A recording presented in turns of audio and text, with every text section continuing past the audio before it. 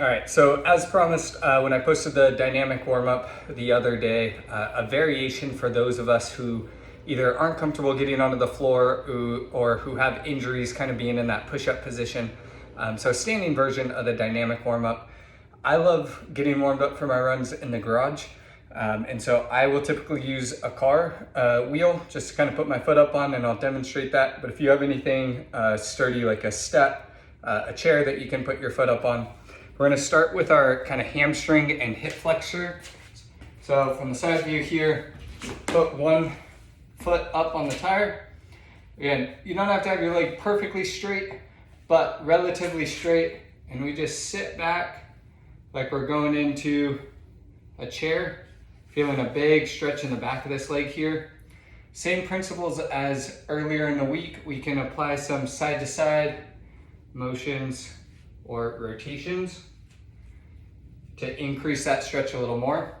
And then we can also get a stretch on this leg that's down and do a little bit of a lunge forward to get a hip flexor stretch.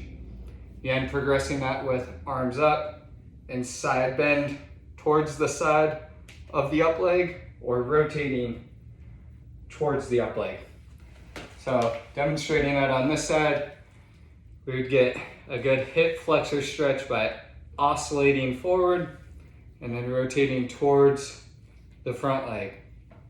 We can also stretch our calves, getting a little bit of that knee to wall type of motion. So that's stretching this leg right here.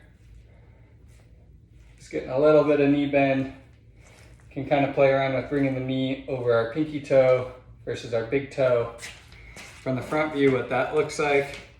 So knee bend, going over the pinky toe, just kind of getting a little bit more mobility towards the inside as well.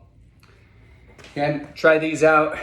Apply different versions of these to meet your needs. And if you have questions about any of your training or your injuries, feel free to message me.